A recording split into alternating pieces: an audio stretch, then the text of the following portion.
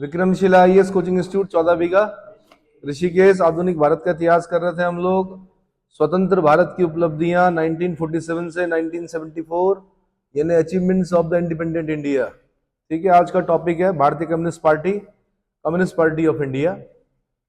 भारत की communist party यानी communist party of India की स्थापना 17 अक्टूबर 1920 को ताशकंद में मानवेंद्र नाथ राय द्वारा की गई थी। एक क्वेश्चन तो यहीं से बनता है कि भारत की कम्युनिस्ट पार्टी यानी कम्युनिस्ट पार्टी ऑफ इंडिया की स्थापना कब हुई? 17 अक्टूबर 1920 को हुई। कहां पर हुई? ताशकंद में हुई। ताशकंद में किसने की? मानवेंद्र नाथ राय द्वारा की गई। परंतु भारतीय कम्युनिस्ट पार्टी की स्थापना 1 सितंबर 1924 में कानपुर में सत्यभक्त रे द्वारा की गई थी। भारतीय कम्युनिस्ट पार्टी की स्थापना, देखो, भारत की कम्युनिस्ट पार्टी यानी कम्युनिस्ट पार्टी ऑफ इंडिया ये अलग हो गया, भारतीय कम्युनिस्ट पार्टी ये अलग हो गया। ठीक है, तो भारतीय कम्युनिस्ट पार्टी जब पूछेगा तो आपने बोलना 1 सितंबर 1924 कानपुर सत्यभक्त रे। 1 दिसंबर 1925 को कानपुर में पहला साम्यवादी कॉन्फ्रेंस आहूत किया गया। परिणाम स्वरूप विभिन्न कम्युनिस्ट समूहों को संगठित करके 26 दिसंबर 1925 ईस्वी को भारतीय कम्युनिस्ट पार्टी की स्थापना की गई और उसका मुख्यालय कानपुर के स्थान पर बंबई स्थानांतरित कर दिया गया, जिसे कम्युनिस्ट इंटरनेशनल की मान्यता प्रदान की गई। कम्युनिस्ट इंटरनेशनल, समझ में आ गया? 1934 में मेरठ षड्यंत्र केस के कारण इस पार्टी को प्रतिबंधित कर दिया गया। मेरठ षड्यंत्र केस के कारण 1934 में भारतीय कम्युनिस्ट पार्टी को प्रतिबंधित कर दिया गया था। फिर भी इसके नेता कांग्रेस में शामिल होकर स्वतंत्रता के लिए संघर्ष करते रहे। द्वितीय विश्व युद्ध के समय सोवियत संघ एवं ब्रिटेन के संबंध अच्छे होने के कारण भारतीय कम्युनिस्ट पार्टियों पर लगा हुआ प्रतिबंध जुलाई 1942 में हटा दिया गया। अतः जब कांग्रेस द्वारा 1942 में भारत छोड़ो नामक व्यापक जन आंदोलन खड़ा किया गया तो ये अंग्रेजों के समर्थन में आकर इस आंदोलन का विरोध करने लगे। यानी कम्युनिस्टों ने भारत छोड़ो आंदोलन का विरोध किया था, क्योंकि ब्रिटेन और रूस के संबंध क्या थे? अच्छे थे। रूस क्या है? कम्युनिस्ट कंट्री है ना। 1945 में कांग्रेस ने सभी साम्यवादियों को अपने दल से निकाल दिया, परंतु भारतीय कम्युनिस्ट पार्टी ने कांग्रेस के मजदूर संगठन all India trade union Congress पर अपना वर्चस्व स्थापित कर लिया।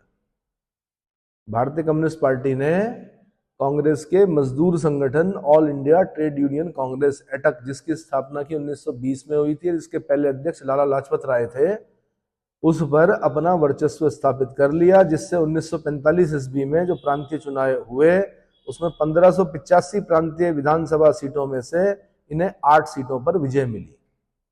भारतीय कम्युनिस्ट पार्टी ने बंगाल के तेभागा और हैदराबाद के तेलंगाना आंदोलन में सक्रिय भूमिका अदा की। भारतीय कम्युनिस्ट पार्टी का मानना था कि भारत की आजादी झूठी है, कांग्रेस ने सामंतवाद और साम्राज्यवाद के सामने घुटने टेक दिए हैं और नेहरू जी साम्राज्यवाद के हाथों की कठपुतली बन गए हैं। भारतीय कम्युनिस्ट पार्टी ने 15 अगस्त 1947 ईस्वी को राष्ट्रीय गद्दारी दिवस के रूप में मनाया और इस दल ने भारतीय संविधान को दास्ता का घोषणा पत्र कहा। Very important. 15 अगस्त 1947 को भारतीय कम्युनिस्ट पार्टी ने किस रूप में मनाया? आंसर, राष्ट्रीय गद्दारी दिवस। जब हम पहला स्वतंत्रता दिवस मना रहे थे वो मना रहे थे राष्ट्रीय गद्दारी दिवस। और भारतीय संविधान को उन्होंने क्या कहा? दास्ता का घोषणा पत्र कहा। क्या कहा? प्रथम आम चुनाव में भारतीय कम्युनिस्ट पार्टी ने हैदराबाद एवं केरल के 61 लोकसभा सीटों पर अपने संगठन पीपुल्स डेमोक्रेटिक फ्रंट के साथ मिलकर चुनाव लड़ा और यह पार्टी सबसे बड़े विपक्षी दल के रूप में उभरी। द्वितीय आम चुनाव 1957 ईस्वी में भारतीय कम्युनिस्ट पार्टी को लोकसभा की 27 सीटें एवं 8.92% मत प्राप्त हुए। भारतीय कम्युनिस्ट पार्टी को केरल राज्य के प्रांतीय चुनाव में बहुमत प्राप्त हुआ तथा EMM नंबूदरीपाद के नेतृत्व में सरकार का गठन किया गया। केरल में कम्युनिस्ट पार्टी सक्रिय रही शुरू से ही। 1957 के जो द्वितीय आम चुनाव थे, EMS नंबूदरीपाद के नेतृत्व में सरकार का गठन किया गया। यह विश्व की पहली निर्वाचित कम्युनिस्ट सरकार थी। इसी के साथ गैर कांग्रेसी सरकार बनने वाला प्रथम भारतीय राज्य कौन बना? केरल बना। क्या बना? कम्युनिज्म कहां दिखता? कम्युनिस्ट कहां दिखते हैं आपको? या तो बंगाल में दिखेंगे या केरल में दिखेंगे। यद्यपि समय के साथ साथ पार्टी की साख बढ़ती ही जा रही थी, परंतु पार्टी सदस्यों के बीच मतभेद एवं विवाद भी बढ़ते जा रहे थे। चीन के साथ 1962 की लड़ाई के समय भारतीय कम्युनिस्ट पार्टी के भीतर कई गुट उभरे और पार्टी ने कुछ नेताओं पर चीन का समर्थन करने का आरोप भी लगाया। इसी वर्ष पार्टी के महासचिव अजय घोष का निधन हो गया। तदुपरांत S.A. डांगे को पार्टी का चेयरमैन बनाया गया। E.M. नंबूदरीपाद महासचिव बने। यह संतुलन बनाने की कोशिश थी, लेकिन नंबूदरीपाद पार्टी में उदारवादी धड़े का नेतृत्व कर रहे थे और डांगे कट्टरवादी नीतियों में विश्वास करते थे। परंतु यह प्रयोग 1964 ईस्वी में तब विफल हो गया जब डांगे समूह का मुंबई में अलग सम्मेलन हुआ और साथ साथ कलकत्ता में पी सुंदरैया का नेतृत्व में उदारवादियों का अलग सम्मेलन हुआ। कलकत्ता सम्मेलन में जो लोग शामिल थे उन्हें मार्क्सवादी कम्युनिस्ट पार्टी यानी सीपीएम के नाम से नया दल बनाया। तो कलकत्ता में कौन थे भाई? कलकत्ता में पी सुंदरैया के नेतृत्व में उदारवादियों का अलग सम्मेलन हो रहा था। यहीं पर क्या हुआ? इसी सम्मेलन में मार्क्सवादी कम्युनिस्ट पार्टी एक नया दल उभर कर आया। समझ में आ गया? विभाजन के बाद 1967 में हुए लोकसभा चुनाव में सीपीएम मतलब कम्युनिस्ट पार्टी मार्क्सवादी को 19 सीट और सीपीआई यानी कम्युनिस्ट पार्टी ऑफ इंडिया को 23 सीटों पर सफलता प्राप्त हुई। केरल और पश्चिम बंगाल के विधानसभा चुनाव में सीपीएम सबसे बड़ी पार्टी के रूप में उभरी। इसी वर्ष पश्चिम बंगाल के नक्सलवाड़ी में किसानों का उग्र आंदोलन शुरू हो गया, जिसे सीपीएम ने कट्टरपंथी नेता चारू मजूमदार और कानू सान्याल का समर्थन मिला। भाई नक्सलवाद क्या है? माओ से तुम की नीतियों को फॉलो करने वाले लोग ही यहाँ पर क्या कहलाते हैं? नक्सलवादी कहलाते हैं। नक्सलवाड़ी गांव से शुरू हुआ था ये, और इनके नेता जो थे वो कौन थे? चारू मजूमदार और कानू सान्याल। सीपीएम सरकार ने इस हिंसक आंदोलन को दबा दिया। इसके बाद नक्सलवाड़ी समर्थक नेताओं ने all India coordination committee of communist revolutionary AICCR का गठन किया और वे सीपीएम से अलग हो गए। आंध्र प्रदेश भी तेलंगाना सशस्त्र विद्रोह समर्थक नेताओं का अलग दल बन गया। क्या बन गया? 1971 के लोकसभा चुनाव में सीपीएम को 25 सीटें मिली, जिनमें से 20 सीटें पश्चिम बंगाल से आई। इसी वर्ष विधानसभा चुनाव में भी राज्य में सीपीएम को सबसे ज्यादा सीटें मिली। फिर 1977 में विधानसभा चुनाव में पार्टी ने बहुमत हासिल किया और ज्योति बसु मुख्यमंत्री बने। कौन बने? उसके बाद से लेकर 2011 तक पश्चिम बंगाल में सीपीएम की अगुवाई में वाम मोर्चे की सरकारें थी। केरल में अभी भी वाम मोर्चा ही सत्ता में है, लेफ्टिस्ट। बंगाल में तो फिर तृणमूल कांग्रेस आई, दीदी आई, फिर कौन? ममता बनर्जी। तब दीदी ने तोड़ा इनका गढ़, किनका? कम्युनिस्टों का। समझ में आया? तब से दीदी है वहां की मुख्यमंत्री। बीजेपी ने कई प्रयास कर दिए हैं वहां पर, लेकिन बहुमत नहीं मिल रहा है। कांग्रेस समाजवादी दल यानी socialist party of Congress. Bharat में कुछ ऐसे नेता थे जो मार्क्सवाद एवं समाजवाद से प्रभावित तो थे, परंतु वे हिंसक क्रांति के पक्ष में न थे और न ही वे अंतर्राष्ट्रीय कम्युनिस्ट आंदोलनों का पिछलग्गू बनना चाहते थे।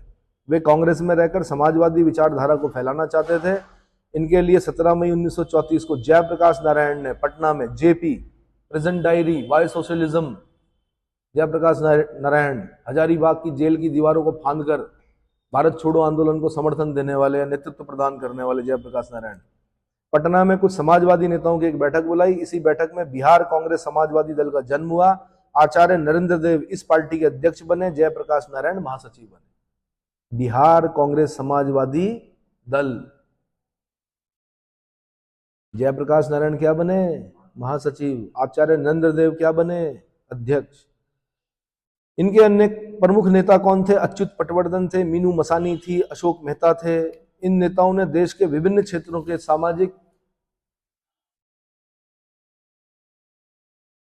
समाजवादियों से संपर्क स्थापित किया और 21 अक्टूबर 1934 ईस्वी को मुंबई में समाजवादियों का एक सम्मेलन आयोजित किया गया, जिसे कांग्रेस समाजवादी पार्टी का जन्म हुआ।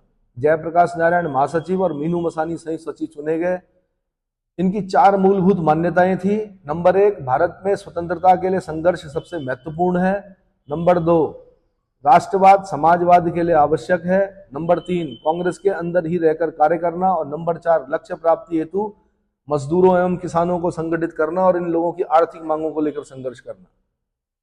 आर्थिक मांगों को लेकर संघर्ष करना।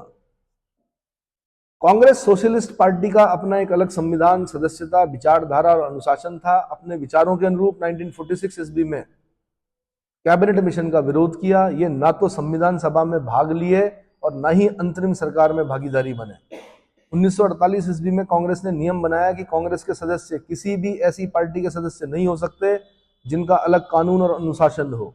अतः कांग्रेस समाजवादी दल के नेताओं ने कांग्रेस से त्यागपत्र दे दिया और यह घोषित किया कि हमारा लक्ष्य लोकतांत्रिक समाजवादी समाज की स्थापना करना है। लोकतांत्रिक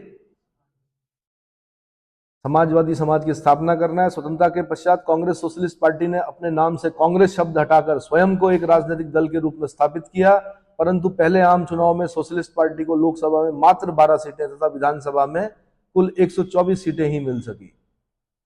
इतना समझ में आ गया?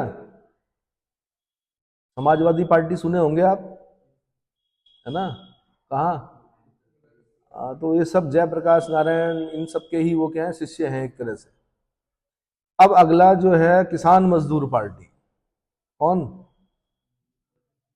कांग्रेस के किसान मजदूर प्रजा पार्टी। कांग्रेस के राजनीतिक दल बनने के पश्चात नाराज कांग्रेसी नेताओं ने आचार्य जेबी कृपलानी की अध्यक्षता में 1951 ईस्वी में किसान मजदूर प्रजा पार्टी की स्थापना की, जिसमें 2 प्रमुख नेता प्रफुल्ल चंद्र घोष बंगाल से और टी प्रकाशम मद्रास से, ये पूर्व कांग्रेसी मुख्यमंत्री रह चुके थे।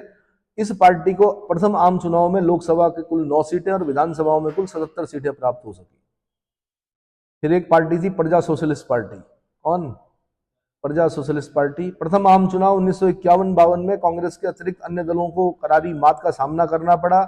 परिणाम था जेबी कृपलानी की किसान मजदूर प्रजा पार्टी और जयप्रकाश नारायण की समाजवादी पार्टी ने आपस में विलय करने का निश्चय किया। विलयोपरांत सितंबर 1952 ईस्वी में प्रजा सोशलिस्ट पार्टी का जन्म प्रमुख विपक्षी दलों के रूप में हुआ। इस पार्टी के अध्यक्ष जेबी कृपलानी थे और महासचिव अशोक मेहता थे।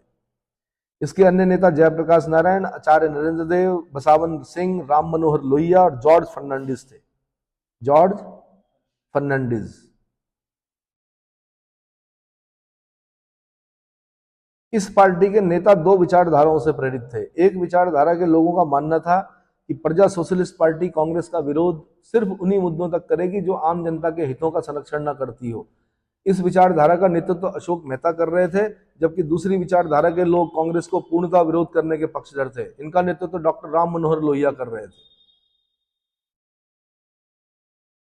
डॉक्टर राम मनोहर लोहिया पूर्ण विरोध करना चाह रहे थे किसका? कांग्रेस का। इसी दौरान 1954 ईस्वी में जयप्रकाश नारायण ने सक्रिय राजनीति से संन्यास लेकर यह घोषणा कर दी कि अब वे अपना सारा जीवन भूदान आंदोलन, इसमें भूदान व अन्य रचनात्मक गतिविधियों में लगाएंगे।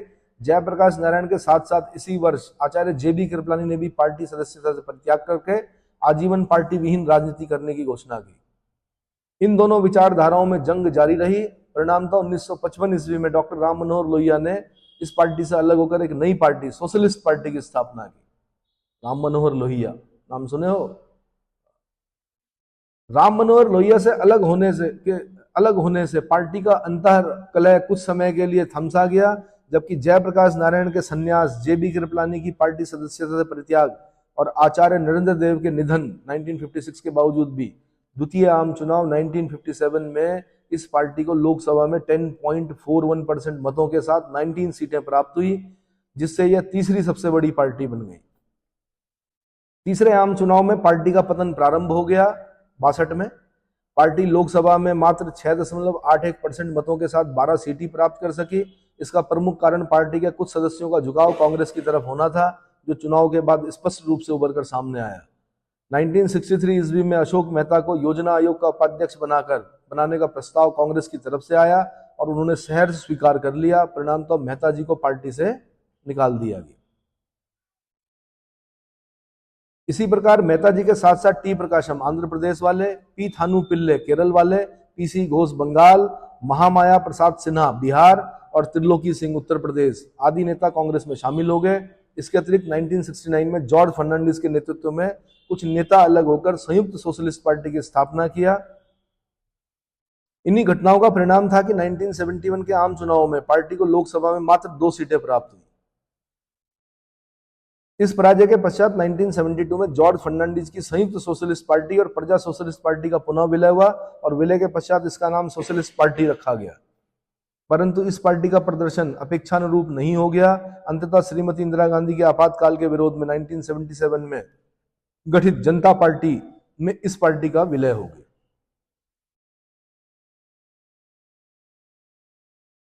समझ में आया? अब है सबसे इंपॉर्टेंट भारतीय जनसंघ पार्टी। कौन सी? भारतीय जनसंघ पार्टी, जिसको आज आप बीजेपी के नाम से जानते हो। कभी उसको किस नाम जानते थे? जनसंघ। जनसंघ के नाम से प्रसिद्ध भारतीय जनसंघ पार्टी की स्थापना डॉक्टर श्यामा प्रसाद मुखर्जी ने कांग्रेस पार्टी के प्रबल धर्मनिरपेक्ष राजनीति के प्रत्युत्तर तथा राष्ट्रवाद के समर्थन में 21 अक्टूबर 1951 ईस्वी को की थी। समझ में आ रहा है? एक विधान, एक निशान, एक प्रधान होना चाहिए देश में। इस देश में 2 विधान, 2 निशान, 2 प्रधान नहीं चलेंगे। जेएनके के बारे में बहुत पहले बोल दिया था इन्होंने, लेकिन इनकी बात समझ में नहीं आई तब।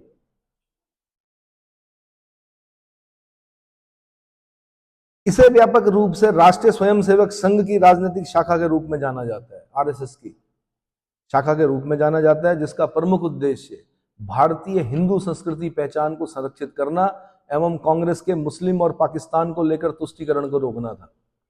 भारतीय जनसंघ पार्टी के प्रारंभिक मुद्दे कश्मीर की एकता के लिए संघर्ष करना, गौ हत्या, जमींदारी प्रथा, परमिट लाइसेंस कोटा राज का उन्मूलन करना, हिंदी को राष्ट्रभाषा घोषित करने के लिए संघर्ष आदि करना था। जनसंघ का प्रथम अभियान जम्मू कश्मीर का भारत में पूर्ण विलय के लिए आंदोलन था, जिसका नेतृत्व कौन कर रहे थे? स्वयं डॉक्टर श्यामा प्रसाद मुखर्जी कर रहे थे। इन्हें गिरफ्तार कर लिया गया, जेल में ही दिल का दौरा पड़ने से इनकी मृत्यु हो गई। संगठन का नेतृत्व पंडित दीनदयाल उपाध्याय के कंधों पर आया। तदुपरांत इस पार्टी का नेतृत्व पंडित अटल बिहारी वाजपेयी और लाल कृष्ण आडवाणी जैसे युवा नेताओं को प्रदान किया गया। आपने तो सीधे बूढ़े देखे होंगे, बल्कि देखे भी नहीं होंगे। आपने देखे हैं आडवाणी जी? अभी भी हैं, गुरुजी हैं हमारे प्रधानमंत्री जो, इनके गुरु कौन है? जब रथ यात्रा निकाल रहे थे, बीजेपी को लाने वाले मेन व्यक्ति कौन है? बीजेपी कब चर्चाओं में आई? जब रथ यात्रा, जब बाबरी मस्जिद डिमोलिशन हुआ, जब राम मंदिर की परिकल्पना की गई, कितनी बड़ी रूपरेखा चली होगी देखो, है ना। फिर एक दिन अटल बिहारी वाजपेयी प्रधानमंत्री बने, है ना। एक आदमी की कमी, एक वोट की कमी पड़ गई, सरकार गिर गई। जाते जाते बोल गए हो क्या? सरकारें आएंगी जाएंगी, लोकतंत्र जीवित रहना चाहिए, देश जीवित रहना चाहिए, ना। बहुत बड़ी बड़ी बातें, अच्छी बातें की उन्होंने, उससे लोग प्रभावित हुए। फिर एक टाइम ऐसा आया, उन्होंने बोल भी दिया था कि एक दिन आएगा जब आप विपक्ष में बैठोगे, किसको? सत्तारूढ़ दल को। तब सब हंस रहे थे। क्या कर रहे थे? तो निरंतर प्रयास करने से सफलता मिलती है, और ये आप देख रहे हो, तीसरा कार्यकाल चल रहा है मोदी जी का, और धीरे धीरे आप देख भी रहे हैं 370 क्या हो गई, 370 खत्म। किसका कंसेप्ट था? श्यामा प्रसाद मुखर्जी का कंसेप्ट बैठे हुए हैं दिमाग में, क्या क्या करना है। और ये भी ध्यान रखना, ये होगा कौन कौन सा? कश्मीर की एकता के लिए संघर्ष करना, गौ हत्या निषेध, जमींदारी प्रथा का उन्मूलन, परमिट लाइसेंस कोटा राज ये खत्म हो चुका। जब आपका एलपीजी आया, कौन सा? लिबरलाइजेशन, ग्लोबलाइजेशन, प्राइवेटाइजेशन, तो डॉक्टर मनमोहन सिंह के समय में ही हो गया। लाइसेंस राज जो था कि भैया उद्योग लगाना है तो लाइसेंस लेना पड़ेगा, इंस्पेक्टर राज था किसी जमाने में। आप उद्योग लगा ही नहीं सकते थे ऐसे, क्योंकि अधिकतर उद्योगों पर किसका कब्जा था? सरकार का। ये भी हम लगाएंगे, ये भी। तो फिर वो लिस्ट को कम किया गया, फिर प्राइवेट के लिए खोला गया कि आप लगाइए। लेकिन जैसे ऑर्डिनेंस है, तो वो आज भी क्या है? सरकार के पास है। हथियार कौन बनाएगा? सरकार बनाएगी। गोला बारूद कौन बनाएगी? सरकार बनाएगी, है ना।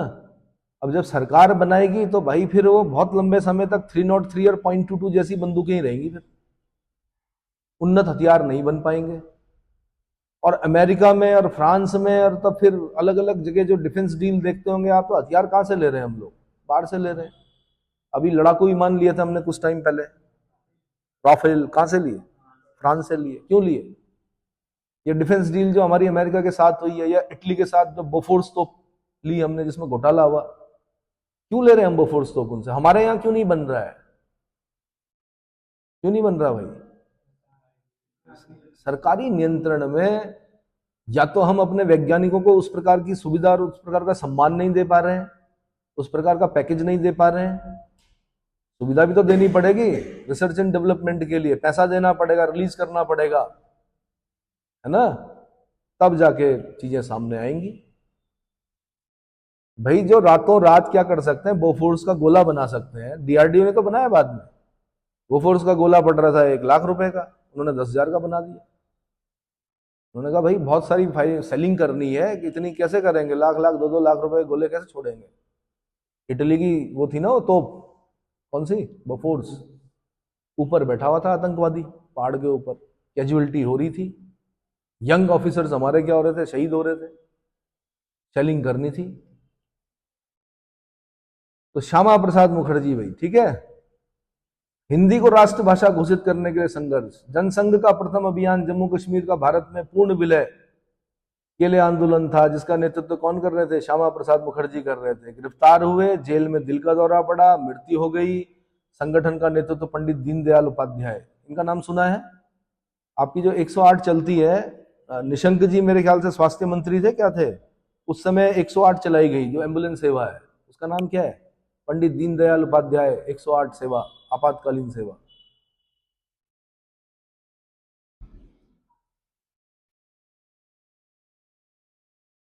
कंटिन्यू, ठीक है, श्यामा प्रसाद मुखर्जी जी, ये बता दिया मैंने आपको।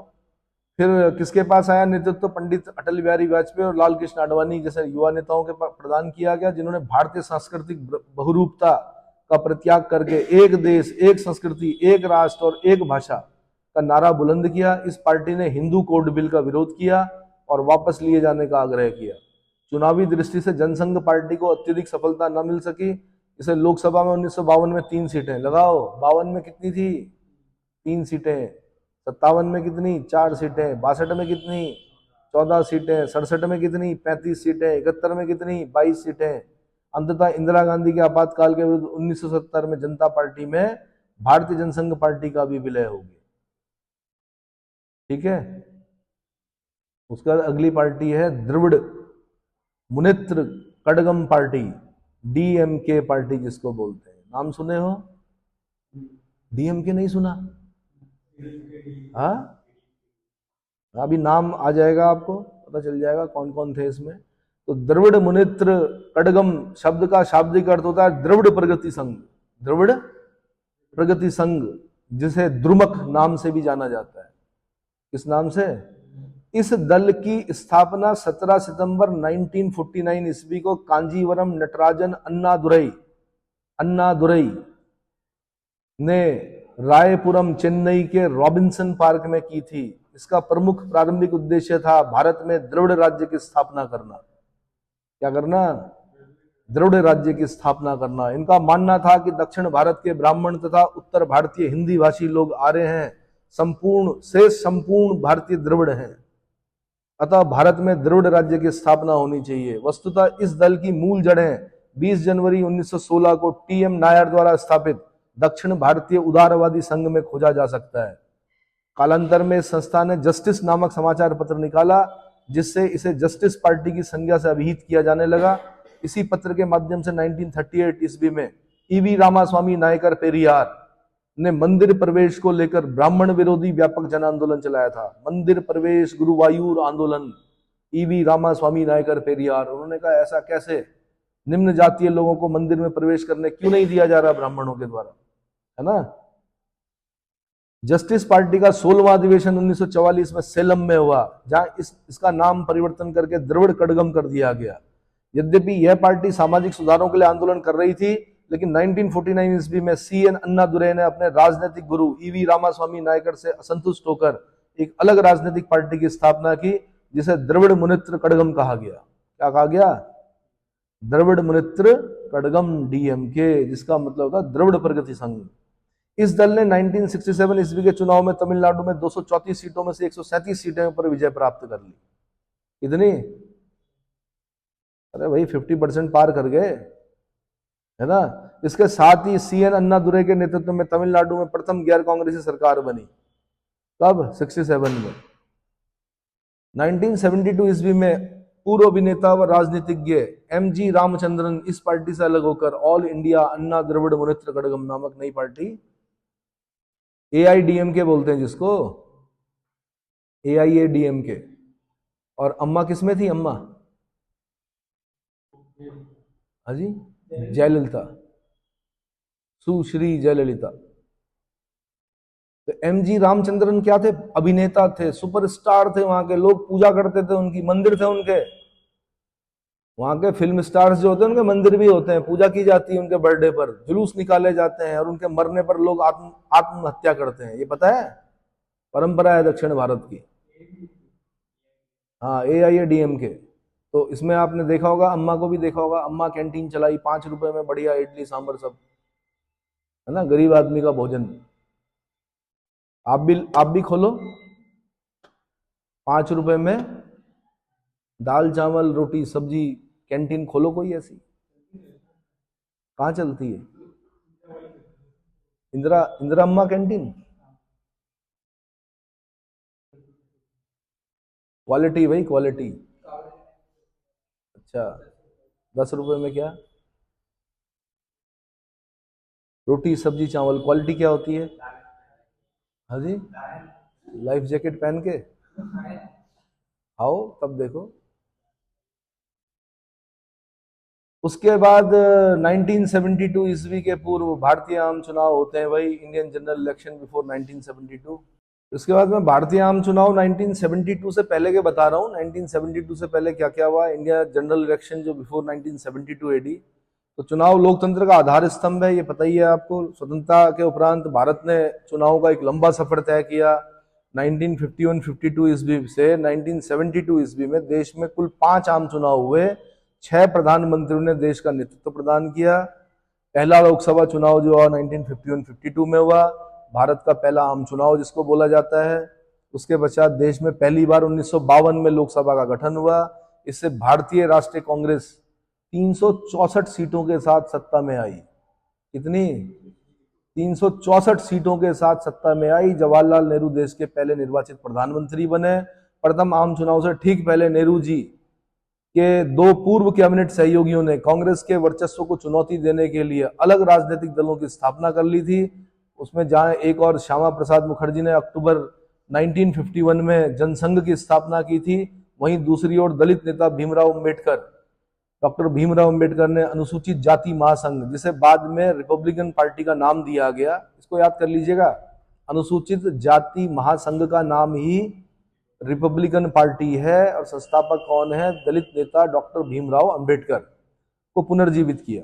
जो अन्य दल उस समय आगे आए उसमें आचार्य कृपलानी की किसान मजदूर प्रजा पार्टी थी, राम मनोहर लोहिया और जयप्रकाश नारायण के नेतृत्व वाली समाजवादी पार्टी थी और भारतीय कम्युनिस्ट पार्टी, ये शामिल थे। ठीक है, इन दलों को पता था कि वे वास्तव में कांग्रेस के खिलाफ कहीं भी खड़े नहीं होते हैं, लेकिन क्या किया उन्होंने? टकराए, वो टक्कर ली उन्होंने। पहली लोकसभा में जो अध्यक्ष बने वो गणेश वासुदेव मावलंकर थे, जीवी मावलंकर, जिसमें 677 लगभग 3784 घंटे बैठकें हुई और यह अब तक की हुई बैठकों की उच्चतम संख्या है। इससे इस लोकसभा ने 17 अप्रैल 1952 से 4 अप्रैल 1957 तक अपना कार्यकाल पूरा किया। कब से कब तक? 17 से 4 अप्रैल। दूसरी लोकसभा जो बनी 1957 में बनी। दूसरे लोकसभा चुनाव में भी कांग्रेस 371 सीटें, पहले 364 थी, अब और बढ़ गई 371 सीटें। मोहम्मद रफी तक ने गाना गाया यार, गरीब आवाम के लिए कांग्रेस का साथ दो। पिक्चरें भी उसी तरह की बनाई गई, वो तो बाद में बनी फिर पिक्चरें। कौन? सलाम कीजिए हाली जनाब आए हैं, 5 सालों का लेने हिसाब आए हैं, वो तो बाद में बनी पिक्चर है ना। खाली डब्बा खाली बोतल ले ले मेरे यार, मिलावट खोरी जो हो रही थी उस पर बना गाना। खैर चलो, तो दूसरी लोकसभा जो 1957 ईस्वी में बनी, दूसरे लोकसभा चुनाव में भी कांग्रेस 371 सीटें जीतने में सफल रही। जवाहरलाल नेहरू अच्छे बहुमत के साथ सत्ता में वापस लौटे। 11 मई 1957 को एम अनंत शयनम आयंगर को सर्वसम्मति से नया लोकसभा अध्यक्ष चुना गया। 1957 के चुनाव में एक भी महिला उम्मीदवार मैदान में नहीं थी। क्या एक भी महिला उम्मीदवार मैदान में नहीं थी। इस चुनाव में निर्दलियों को मतदान का 19% मत प्राप्त हुआ। दूसरी लोकसभा ने 31 मार्च 1962 तक अपना कार्यकाल पूरा किया। तीसरी लोकसभा 1962 में आई। तीसरी लोकसभा अप्रैल 1962 में बनी। उस समय पाकिस्तान के साथ संबंध कटु बने हुए थे। चीन के साथ दोस्ताना संबंध भी अक्टूबर 1962 में सीमा युद्ध से एक मिथ्या साबित हुए। अपनी सरकार द्वारा सुरक्षा पर पर्याप्त धन न देने के मुद्दे पर चारों ओर से आलोचना होने लगी। नेहरू जी को तत्कालीन रक्षा मंत्री कृष्ण मेनन को हटाने और अमेरिका की सैन्य सहायता लेने के लिए बाध्य होना पड़ा। चीन युद्ध में पराजय के कारण नेहरू सदमे से पीड़ित हुए और बाद में दिल का दौरा पड़ने से 27 मई 1964 को उनका निधन हो गया। वयोवृद्ध कांग्रेसी नेता गुलजारी लाल नंदा ने नेहरू की मृत्यु के बाद 2 सप्ताह के लिए कार्यवाहक प्रधानमंत्री के रूप में कार्य किया। तदोपरांत लाल बहादुर शास्त्री, कौन? शास्त्री जी, लाल बहादुर शास्त्री। जन्म कब हुआ था लाल बहादुर शास्त्री जी का? अरे भाई, मैं ऐसा नहीं पूछ रहा हूं, मैं महीना पूछ रहा हूं, डेट पूछ रहा हूं। अरे 2 अक्टूबर भाई। सिर्फ आप गांधी जयंती मनाते हो, शास्त्री जी का भी जन्म 2 अक्टूबर को होता है। कब होता है? तो 2 अक्टूबर को महात्मा गांधी जी के साथ साथ लाल बहादुर शास्त्री जी का भी। तो लाल बहादुर शास्त्री देश के स्थायी प्रधानमंत्री बने। इन्हीं के नेतृत्व में 1965 ईस्वी में पाकिस्तान युद्ध में देश विजयी हुआ। यही है वो व्यक्ति। कौन? जिनके पास कुछ नहीं था। जब इनकी डेथ हुई तो इनके पास कुछ नहीं मिला, पैसा वैसा कुछ नहीं, कोई पैसा नहीं था, कोई संपत्ति नहीं जोड़ी, कुछ नहीं। देश के संपत्ति का दुरुपयोग नहीं किया। किसने? शास्त्री जी ने। लेकिन क्या हुआ? ताशकंद समझौता हुआ, अगले दिन मृत पाए गए। शरीर पर कुछ नीला रंग था। कई क्या लगाए जाते हैं, पिक्चरें भी बन चुकी हैं, शास्त्री जी मरे या मारे गए, है ना।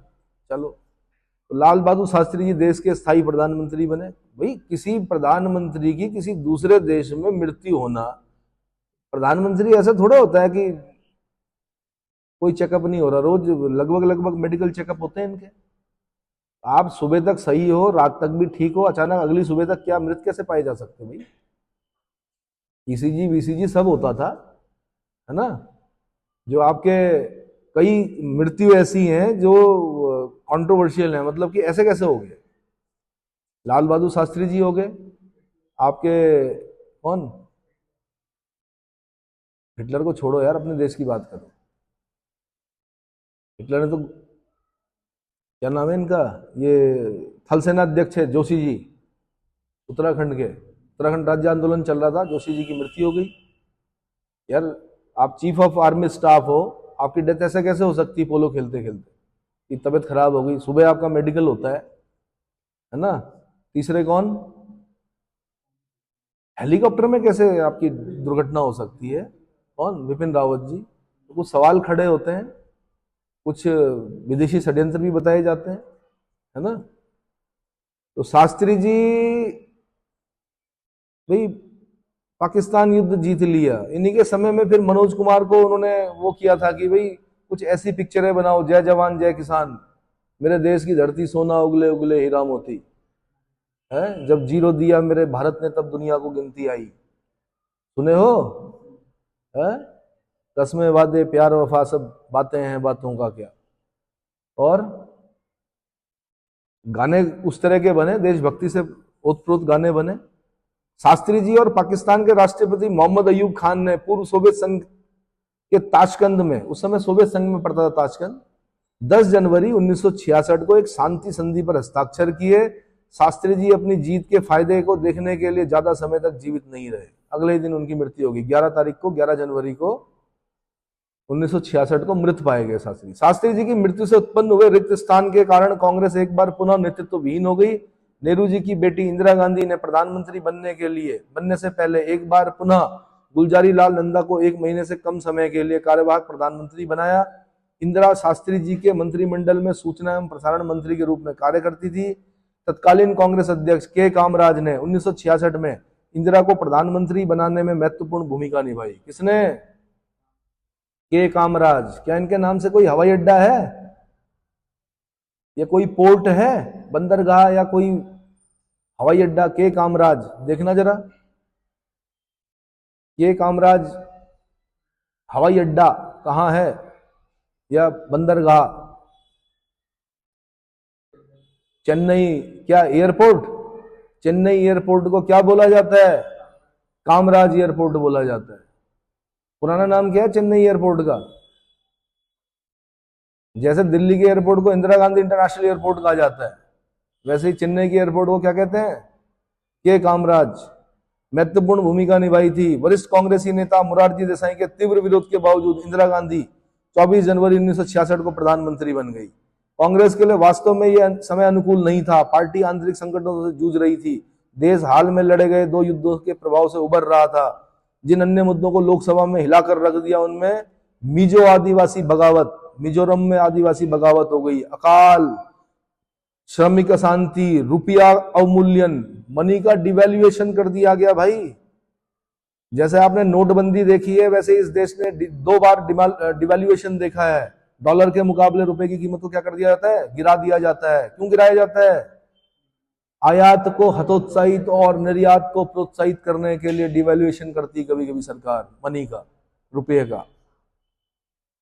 इनके मद्देनजर गरीबों की बदहाली शामिल थी। वहीं पंजाब में भी भाषाई और धार्मिक अलगाववाद के लिए आंदोलन चल रहा था। जगजीत सिंह था एक चंडीगढ़ में, सबसे पहले उसने बोला अलगाववाद, और उसके बाद फिर अलगाववाद की आंधी ऐसी चली कि क्या खालिस्तान की मांग उठने लगी धीरे धीरे।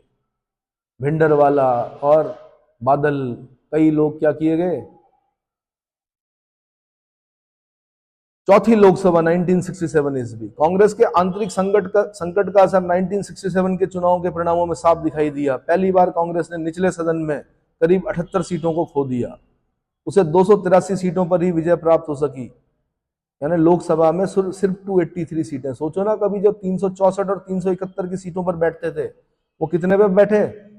283 सीटों पर बैठे। 1967 तक सबसे पुरानी पार्टी ने विधानसभा चुनावों में भी कभी 60% से कम सीटें नहीं जीती थी। यहां भी कांग्रेस को एक बड़ा झटका सहना पड़ा, क्योंकि बिहार, केरल, उड़ीसा, मद्रास, पंजाब, पश्चिम बंगाल में गैर कांग्रेसी सरकारें स्थापित हो गई। इस सब के लिए इंदिरा गांधी को, जो रायबरेली निर्वाचन क्षेत्र से लोकसभा के लिए चुनी गई थी, 13 मार्च 1967 को प्रधानमंत्री के रूप में शपथ दिलाई गई। असंतुष्ट आवाजों को शांत रखने के लिए उन्होंने मोरारजी देसाई को भारत का उप प्रधानमंत्री और वित्त मंत्री नियुक्त किया। ये बढ़िया है यार, जो आपका विरोध करे उसको प्रधानमंत्री बना दो, वित्त मंत्री बना दो, या भारत रत्न दे दो। क्या दे दो? इसका मतलब जो लोग प्रधानमंत्री की भर्त्सना करते रहते हैं या विरोध कर रहे हैं प्रधानमंत्री की नीतियों का, उनको लोग ज्यादा देख रहे हैं। क्या कर रहे हैं? यानी विरोध की राजनीति भी आपको आगे ले जा सकती है, और ये कुछ लोग समझ गए, लेकिन उसका भी तोड़ निकाल दिया सरकार ने। क्या कर दिया? हाँ, अब नहीं दे रहे हैं। अब तुष्टीकरण की नीति नहीं चल रही है। जेएनयू से लेकर और अन्य जगहों पर जो आंदोलन चल रहे हैं, उसमें क्या सरकार विरोधी बातें की जाती हैं। दिल्ली से सरकार विरोधी बातें की गई है ना, केंद्र सरकार के विरोध में। तो अब दूसरा तरीका अपनाया जा रहा है।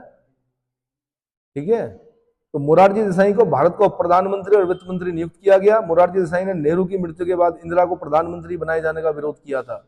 ये मोरारजी देसाई जो हैं, ये ऐसे व्यक्ति हैं, ऐसे प्रधानमंत्री हैं जिन्हें 2 भारत रत्न भी मिला हुआ और निशाने पाक भी मिला हुआ। क्या मिला हुआ? पाकिस्तान का सर्वोच्च अलंकरण जो है वो भी मिला हुआ है।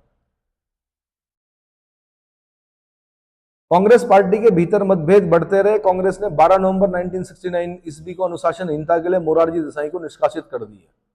क्या कर दिया? इस घटना ने कांग्रेस को 2 भागों में विभाजित कर दिया। कांग्रेस ओ, जिसका नेतृत्व मोरारजी देसाई कर रहे थे, और कांग्रेस आई, जिसका नेतृत्व इंदिरा गांधी कर रही थी। इंदिरा जी ने दिसंबर 1970 तक सीपीआईएम के समर्थन में एक अल्पमत वाली सरकार को चलाया। वह आगे अल्पमत की सरकार नहीं चलाना चाहती थी, इसलिए उन्होंने चुनाव की अवधि से 1 वर्ष पहले ही मध्यावधि लोकसभा चुनाव की घोषणा कर दी, यानी 4 साल चलाई सरकार और उसके बाद त्यागपत्र दे दिया, कहा कि अब चुनाव। तो ऐसे चुनाव को क्या बोलते हैं? मध्यावधि चुनाव।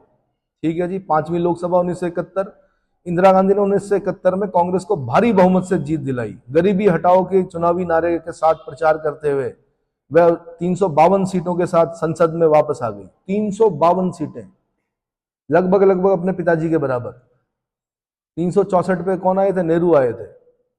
नारा क्या दिया गया था? गरीबी हटाओ। और इस देश से गरीबी हटाना इतना आसान नहीं था। बाद में लोगों ने आरोप भी लगाए कि आपने बोला था गरीबी हटाओ, आपने गरीबी हटाओ बोला था या गरीबी हटाओ बोला था या गरीबों को हटाओ बोला था? क्योंकि गरीबी ऐसे नहीं हट सकती इस देश की। इस देश की गरीबी को हटाने के लिए क्या करना पड़ेगा? क्या करना पड़ेगा? अरे भाई, सबसे पहले पॉपुलेशन को कंट्रोल करना पड़ेगा। क्या करना पड़ेगा?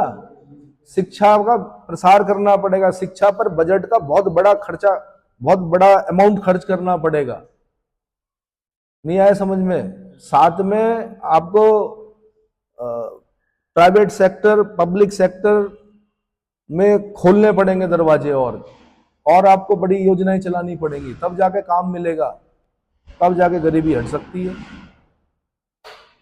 मतलब आपको स्किल्ड बनाना पड़ेगा। कुल मिला के ये आपको इनोवेशन लेके आना पड़ेगा, नवोन्मेष, नए आविष्कार, नई चीजें। नहीं आया समझ में? तो भाई फिर आपको पता ही है, 352 सीटों के साथ संसद में वापस आई, और ये पिछले चुनाव में 283 सीटों के मुकाबले बहुत अच्छा सुधार था। इंदिरा गांधी ने दिसंबर 1971 में भारत पाकिस्तान युद्ध के दौरान साहसिक निर्णय लिया, जिसके परिणाम स्वरूप बांग्लादेश मुक्त हो गया। बांग्लादेश बनाने में जो सबसे बड़ी भूमिका है वो इंदिरा जी की है। किसकी? ऐसे ही नहीं बोलते लौ महिला। उस जमाने में परमाणु बम का परीक्षण करना, आगे चल के करेंगे अभी ये परमाणु बम का परीक्षण। ये आपको पता है, जो विकसित देश हैं उन्होंने परमाणु परीक्षण कर रखे हैं, बहुत पहले से कर रहे थे वो। और हमारे इधर पाकिस्तान, उधर चीन, ये तो फिर तो लगातार यार आक्रमण करते रहते। तो हमें परमाणु शस्त्र संपन्न बनना था। क्या बनना था? परमाणु शस्त्र संपन्न बनना था। और उसके लिए क्या किया इंदिरा जी ने? परमाणु परीक्षण किया। कहां पर? राजस्थान में। कहां पर? पोखरण में। क्या नाम था? स्माइलिंग बुद्ध, हंसते हुए बुद्ध। हाँ जी, अटल भाई 2 ही बार तो है हमारे परमाणु परीक्षण, एक बार इंदिरा जी के समय, एक बार अटल बिहारी वाजपेयी के समय। और परमाणु परीक्षण करना छोटी मोटी चीजें नहीं होती हैं। हुक्का पानी बंद हो जाता है, कई देश क्या लगा देते हैं? प्रतिबंध लगा देते हैं। उन प्रतिबंधों को सहना पड़ता है। हमसे कोई चीज खरीदता नहीं, फिर ना हमें कोई देता है, अपने आप व्यवस्था करनी पड़ती है। पता था प्रधानमंत्री को, लेकिन फिर भी किया। कारण कभी कभी क्या शक्ति संपन्न होना पड़ता है, परमाणु संपन्न होना पड़ता है, जब अगल बगल क्या हो? शत्रु हो। तो ठीक है भाई, बांग्लादेश बन गया, मुक्त हो गया। वैसे तो मुजीबुर रहमान चला ही रहे थे वहां पर, फादर ऑफ बांग्लादेश। आपको पता है जगजीत सिंह चौधरी, मेरे ख्याल से जरा देखना, जो हमारे वो थे, जनरल थे, 90,000 पाकिस्तानियों ने क्या किया? आत्मसमर्पण किया था। सबसे बड़ा आत्मसमर्पण माना जाता है वो। 90,000 पाकिस्तानी सैनिकों ने, इन पाकिस्तानी सैनिकों ने बांग्लादेश में वो नंगा नाच किया, ऐसी हैवानियत चलाई कि पूछो मत। तो भारतीय जब सेना उतरी, भारतीय सेना ने कुछ ही दिनों में उनको सबको क्या कर दिया? सरेंडर करने के लिए बाध्य किया। जगजीत सिंह कौन थे? अरोड़ा, जगजीत सिंह अरोड़ा जी। उनके सामने एक पाकिस्तानी वो जनरल होगा, देखो, रोते हुए चेहरे का, और साइन कर रहा होगा कुछ। क्या नाम है जनरल का? पाकिस्तानी जनरल का?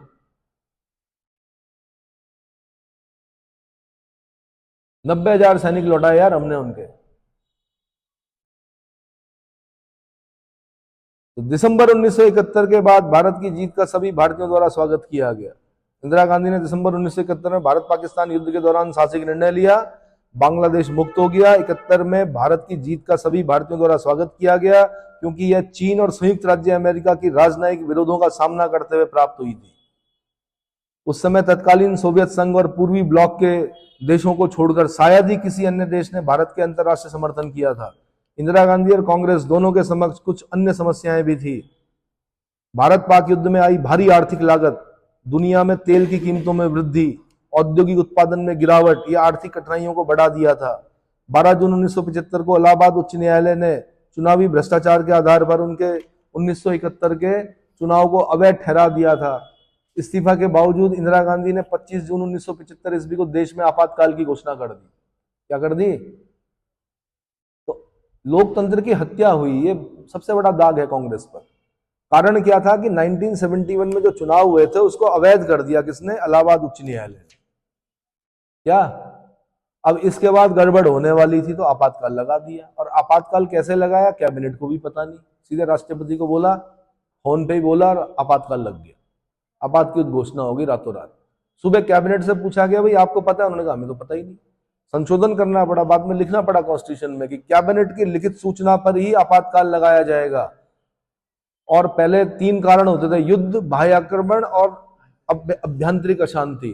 अभ्यंतरिक अशांति शब्द को हटाया गया, उसकी जगह पे लिखा गया अब इसके बाद अभ्यंतरिक अशांति, आंतरिक अशांति के आधार पर कभी आपातकाल नहीं लगेगा। किस आधार पर लगा सकते हैं? सशस्त्र विद्रोह के आधार पर लगा सकते हैं। किसके आधार पर? आर्म रिबेलियन के आधार पर, है ना। इस्तीफे के बजाय इंदिरा गांधी ने 25 जून 1975 को देश में आपातकाल की घोषणा कर दी और सभी विपक्षियों को जेल में डाल दिया। आज जो वो जेल में गए थे उन्हें 20,000 25,000 रुपए क्या मिल रहा है? पेंशन मिल रही है, बीजेपी सरकार दे रही है। पता करो, कोई पीडीओ में कोई गया तो था जेल उस समय? 20-25,000 रुपए, बढ़िया तो है। सभी विपक्षियों को जेल में डाल दिया गया। आपातकाल 21 मार्च 1977 तक चला और 77 में आयोजित चुनाव में जन मोर्चा, जनता पार्टी नाम की पार्टी ने गठबंधन से उन्हें हार का सामना करना पड़ा। ऐसी पहली बार हुआ जब कांग्रेस को एक गंभीर हार का सामना करना पड़ा। और कौन थे? मोरारजी देसाई थे उस तरफ से। कौन थे? कांग्रेस सरकार द्वारा आपातकाल की घोषणा 1977 के चुनाव का मुद्दा था। राष्ट्रीय आपातकाल के दौरान 25 जून 1975 से 21 मार्च 1977 तक नागरिक स्वतंत्रताओं को समाप्त कर दिया गया था। प्रधानमंत्री इंदिरा गांधी ने संपूर्ण शक्तियां अपने हाथों में ले ली थी। वह अपने इस निर्णय की वजह से काफी अलोकप्रिय हो गई थी। चुनाव में उन्हें इसकी कीमत चुकानी पड़ी। मार्च में चुनाव कराने की घोषणा की गई और सभी राजनीतिक कैदियों को रिहा कर दिया गया। 5 विपक्षी दलों कांग्रेस ओ, जनसंघ, भारतीय लोकदल, समाजवादी पार्टी और जगजीवन राम के नेतृत्व वाली लोकतंत्रीय कांग्रेस ने जनता पार्टी के रूप में मिलकर चुनाव लड़ने का फैसला किया। जगजीवन राम, बाबू जगजीवन राम, नाम सुने हो इनका? क्या किया था इन्होंने? इनकी बेटी है मीरा कुमार, शायद चेक करना। पहली लोकसभा महिला लोकसभा अध्यक्ष कौन है? मीरा कुमार। उनके पिता का नाम देखिए, बाबू जगजीवन राम। साथ में एक चीज और देखिए, वन महोत्सव किसने शुरू कराया था? वन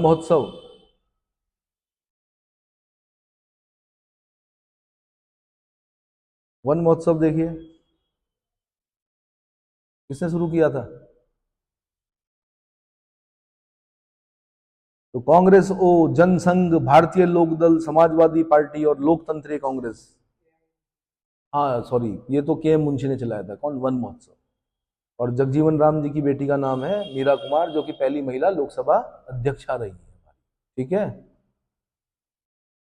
अच्छा जी। स्वतंत्र भारत में पहली बार कांग्रेस को चुनाव का हार का सामना करना पड़ा। जनता पार्टी ने 298 सीटें जीती। कितनी? 298 सीटें जीती। मोरारजी देसाई 24 मार्च 1977 को भारत के पहले गैर कांग्रेसी प्रधानमंत्री बने। उन्हें चुनाव से 2 महीने पहले ही जेल से रिहा किया गया था। कांग्रेस की लगभग 200 सीटों पर हार हुई। इंदिरा गांधी और उनके बेटे संजय गांधी भी चुनाव हार गए। ये देखो, ऐसा भी होता है। ये तभी तो बोलते हैं कि जनता, वोट की ताकत।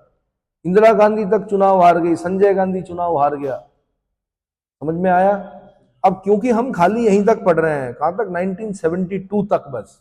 उसके बाद अब इसमें हमारे उसमें नहीं है सिलेबस में। अब अगला जो हमने पढ़ना वो आर्थिक विकास पढ़ना, इकोनॉमिक डेवलपमेंट। तो मैं अगले लेक्चर में बताऊंगा।